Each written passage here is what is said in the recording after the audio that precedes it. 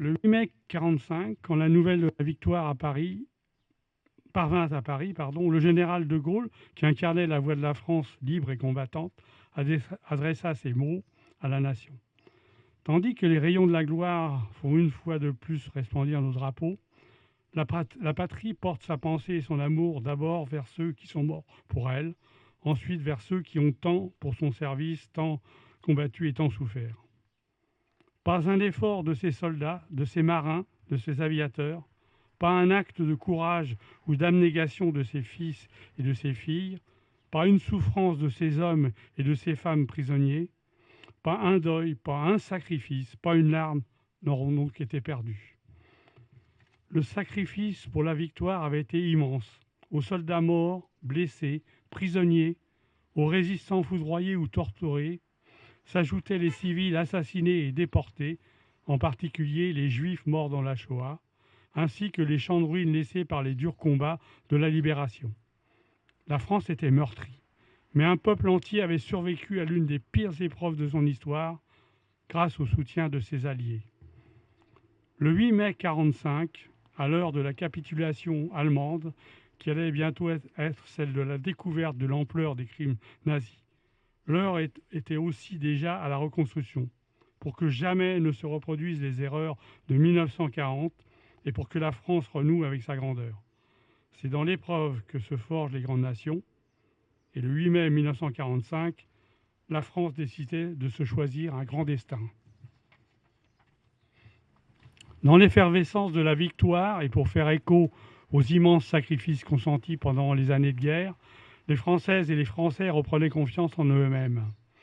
Ils choisissaient de redonner au pays son indépendance, sa puissance et sa prospérité dans un monde où tous les équilibres se redessinaient autour de nos deux grandes puissances. Cette ambition a permis de construire un modèle français qui fait notre grandeur et notre fierté dans les domaines militaires, sociaux, scientifiques, industriels, économiques et culturels. Aujourd'hui, nous jouissons encore de cet héritage de la libération et des choix courageux de nos grands anciens. Par-delà les clivages, ils ont supporté le pays vers le meilleur de lui-même.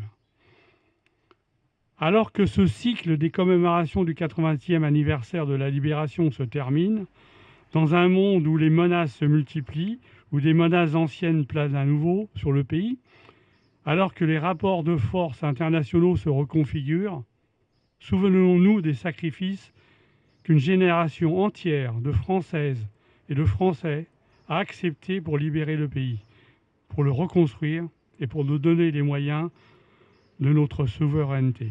Vive la République, vive la France. Témoignage de Denise Holstein, déportée au camp d'Auschwitz. Je ne vous oublierai jamais, les enfants d'Auschwitz. La troisième nuit, arrêt brutal. Les portes sont violemment ouvertes et les enfants, qui s'étaient enfin, pour la plupart, endormis, sont réveillés par des hurlements. Raus, schnell, dehors, vite. Il faut les habiller, récupérer un peu partout les affaires des uns et des autres. Ils sont terrorisés, tirés dehors par des hommes en costume rayé de bagnards qui ne parlent pas français et qui ne laissent personne emporter de bagages. J'en vois un qui a une allure un peu moins sinistre que les autres, quoique la tête rasée et l'air un peu hagard. Il a de grands yeux bleus et il me semble qu'il doit être français. En effet, mais il me dit de remonter dans le wagon afin qu'on ne voit pas qu'il me parle. Alors il me dit que nous sommes à Auschwitz, que c'est l'horreur, qu'on doit travailler, qu'il n'y a pas de place pour se coucher, très peu de nourriture, juste de quoi ne pas mourir. Il me dit aussi, surtout, ne prends pas de gosse dans tes bras. Je ne comprends pas, je lui demande pourquoi. Tu comprendras d'ici quelques jours. Puis, me montrant les petits, tu vois, ça va faire du savon. Drôle de propos, quoi, apparemment ne veulent rien dire. Je pense qu'il est fou. Cette fois, la situation est terriblement angoissante. Et, comme en descendant du wagon, je vois une petite fille, toute seule, qui pleure. Je la prends par la main. L'homme vient vers moi et, sur un ton très autoritaire, me dit « Tu n'as pas compris ? Ne prends pas d'enfant par la main. » Alors, le cœur très serré, je laisse la petite au milieu de la foule et je marche seul le long de la voie ferrée, comme on nous l'ordonne. Un peu plus loin, au travers de la route, il y a 5 ou 6 Allemands. L'un d'eux, plus grand que les autres, fait des gestes avec sa cravache sans rien dire. Tantôt vers la droite, tantôt vers la gauche. Je me rends compte que tous les petits-enfants partent d'un côté avec les personnes âgées. De l'autre, il ne doit rester que des gens qui ont environ entre 18 et 35 ans. Des familles sont ainsi brutalement séparées sans aucune explication. Ce sont des scènes déchirantes. Des gens s'accrochent les uns aux autres, mais les Allemands ne se laissent pas attendrir et frappent violemment ceux qui sortent du rang. Terrible sensation de terreur. Ou bien ils envoient du même côté, toujours du côté des enfants, ceux qui ne veulent pas être séparés. C'est aussi par là que je vois mon amie Bella, avec son frère et sa sœur, et par là que disparaissent les enfants de Louveciennes et des centres de l'UGIF, et surtout les 9 petits dont je me suis occupée pendant plusieurs mois, auxquels je me suis tellement attachée. Je vais vous conter une histoire qui a été très dure pour l'armée américaine. La bataille des Haies, 1944, qui a suivi le débarquement. La bataille des Haies est le nom donné à une phase de la bataille de Normandie, qui implique majoritairement l'armée américaine face aux troupes allemandes. Le 13 juin, quelques jours après le débarquement, jusqu'au 24 juillet 1944, début de l'opération Cobra, cette bataille se déroule dans le bocage normand, marqué par d'innombrables haies, d'où le nom donné par les historiens après la guerre. La bataille des Haies est une guerre d'infanterie qui peut être comparée à un certain aspect à une guerre de jungle. L'avancée américaine est très lente et très coûteuse en vie humaine. Il faut quelquefois plusieurs dizaines de morts pour prendre un pré ou une haie. Plus la pluie du mois de juin qui embourbe les hommes. Le moral des troupes américaines est atteint dans cette guerre d'usure où une haie prise avec difficulté ressemble terriblement à la haie précédente, au point que ce bocage est surnommé l'enfer des haies.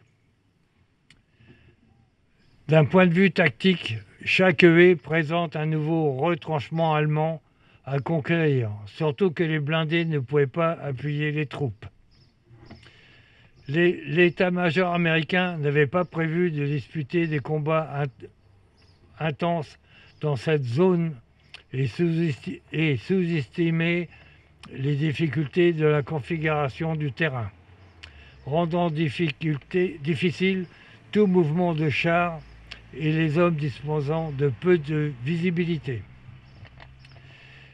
Les favorisent les positions défensives allemandes et leur camouflage. Les troupes de la Wehrmacht auxquelles les Alliés doivent faire face sont plus expérimentées que les troupes qui stationnent sur les côtes du débarquement. Notamment les troupes de commandos parachutistes qui savaient tirer profit des petits prés clôturés par des talus et des hautes haies. Elles s'y camouflent facilement, rendant la suprématie aérienne américaine ainsi que l'artillerie peu efficace. Les Allemands mettent en place un dispositif dans lequel chaque point défensif d'un pré peut soutenir celui du pré voisin. L'avancée du 8e corps d'armée après la prise de Cherbourg est une des grandes batailles des Haies. Environ 10 000 soldats américains y ont perdu la vie. Cela afin de faire avancer le front de 12 km. Dans les villes, la résistance allemande se fait de nombreux morts. Les Alliés piétinent dans le bocage humide et peinent à dégager une voie. Un sergent tankiste, Curtis McCullen, met alors un dispositif simple et ingénieux. Il fixe à l'avant de son char des lames d'acier récupérées sur les frises anti-débarquement sur les plages. Le général Omar Bradley est invité le 15 juillet à venir voir une démonstration du dispositif. Convaincu, ordonne immédiatement que plus de tanks soient équipés. Ils prennent le nom de Rhino Tank, tant plus que l'opération Cobra s'annonce. Le général Patton arrive sur les plages de Normandie, l'opération Cobra pour le percement des lignes allemandes. Le 25 juillet, 1500 bombardiers saturent de bombes un corridor étroit de 4 km permettant aux Alliés de passer le bocage avec les tanks. Matériel, les hommes prennent les troupes allemandes à revers. C'en est terminé pour la guerre des... Et Patton crée la voie de la liberté vers Paris. Vive la France! Nous sommes réunis en ce 8 mai 1925 pour commémorer un événement majeur de notre histoire, la victoire des forces alliées sur l'Allemagne nazie, marquant la fin de la Seconde Guerre mondiale en Europe. Il y a 80 ans, le 8 mai 1945, la paix revenait enfin sur notre continent, après 6 longues années de guerre, de souffrance, d'occupation et de résistance.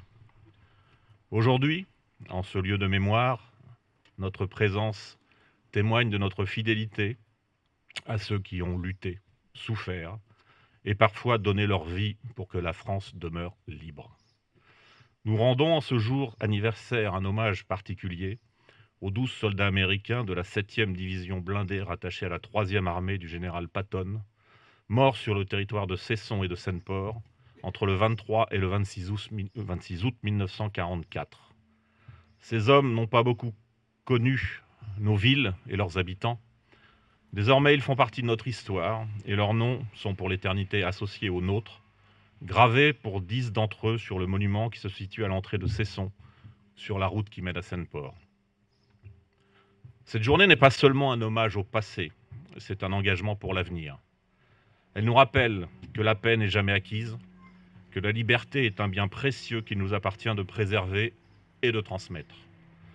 Ici, à Cesson, comme dans toutes les communes de France, nous n'oublions pas. Nous n'oublions pas les soldats tombés sur les champs de bataille. Nous n'oublions pas les civils victimes des bombardements, des rafles, de la barbarie. Nous n'oublions pas les résistants, les justes et tous ceux qui ont dit non au prix de leur vie. Nous pensons aussi à celles et ceux qui, après 1945, ont porté les valeurs de reconstruction, d'unité et de réconciliation. Grâce à eux, l'Europe a su panser ses plaies et bâtir des ponts entre les peuples.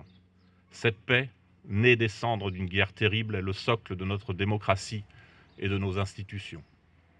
À Cesson, nous le savons bien, les liens d'amitié entre les peuples et les pays européens sont précieux pour le maintien de cette paix. Nous fêterons à la fin du mois les 40 ans de jumelage avec Bourloé, notre ville jumelle allemande, notre ville jumelle bavaroise.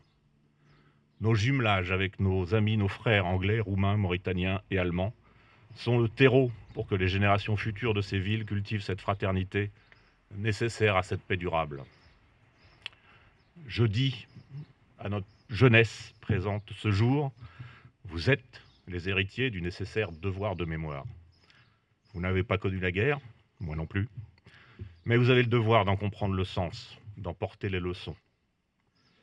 C'est à vous qu'il revient désormais de faire vivre ces valeurs dans un monde que vous contribuerez à façonner. À l'heure où le monde traverse à nouveau des tensions, où les extrémismes, les conflits, les divisions ressurgissent, ce devoir de mémoire prend une résonance particulière. C'est notre responsabilité collective de rester vigilants, de cultiver l'esprit de tolérance, de solidarité, de justice et de fraternité. Mesdames, Messieurs, en ce 8 mai 2025, nous saluons la mémoire de tous ceux qui ont rendu cette victoire sur l'obscurantisme possible. Ensemble, unis dans le souvenir et la reconnaissance, rendons hommage à ces femmes et ces hommes qui nous ont légué un monde libre. Vive la République, vive la France, vive l'Europe.